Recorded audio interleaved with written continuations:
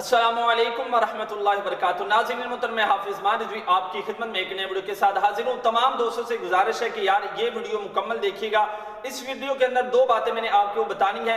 एक के अल्लामा साद हुसैन रिजवी साहब की जो तारीख पर तारीख पढ़ रही है इसकी वजह, और दूसरा मरकज की तरफ से एक बहुत ही अहम ऐलान हुआ है, वो आपके सामने रखना है। नाज़रीन मोहतरम, आपको बताते चला जाऊँ, कुछ लोग पूछ रहे थे कि वजह क्या है, तारीख पर तारीख पढ़ रही है, मामला क्या है।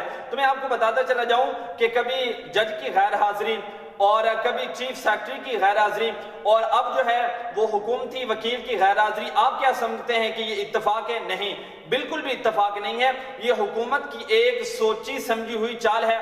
हुकूमत हर बार जो है वो अदालत से भागने के नए तरीके तलाश करती है और इनकी ये पहले ही चाल होती है कि हमने अदालत से कौन सा बहाना लगाकर जो है वो भागना है। तो मैं कहना चाहता हूं कि होश के नाखुन लो और हमारे कायदे मोहतरम का जो फैसला, हक का फैसला है, वो सुनाओ और उनको रिहा करो। अब दूसरी तरफ आ जाते हैं कि जो मरकज की तरफ से पैगाम मिला है, तो उससे पहले गुजारिश करूंगा कि आप चैनल को सब्सक्राइब कर लें, इस तरह की इंशाल्लाह लेटेस्ट अपडेट आपको मिलती रहेंगी। तो आपको बताता चला जाऊं कि कुछ लोग कहते हैं कि मरकज जो है वो खामोश बैठा है, वो एहतजाज की कॉल क्यों नहीं कर रहा।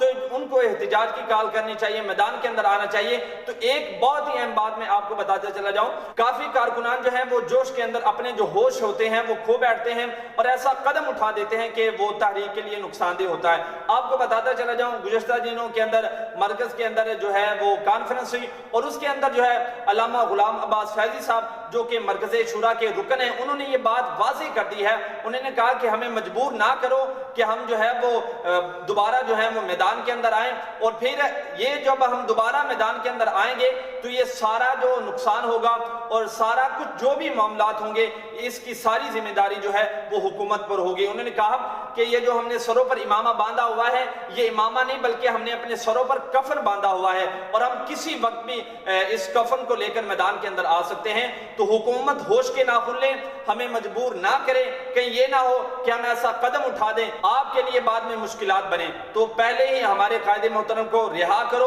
और ये जो आपने ड्रामेबाजी लगाई है इसको खत्म करो। तो जब मरकज की तरफ से हमें ये पैगाम मिल गया है, उन्होंने इशारा दे दिया है एक काल का, तो तमाम दोस्त जो हैं वो सब्र व तहम्मुल का मुजाहरा करें। इंशाअल्लाह मरकज की तरफ से जो पैगाम आएगा हमने उसी पर अमल करना है। बाबा जी हमें जो मरकज़ शुरा देकर गए हैं वो हमारे सरों का ताज है। इंशाअल्लाह जिस तरह वो कहेंगे हमने उसी तरह चलना है। तो तमाम दोस्त जो हैं अपनी इस बारे में क्या राय रखते हैं कमेंट में जरूर बताइएगा। मिलते हैं एक नए वीडियो के साथ, तब तक के लिए अल्लाह हाफिज।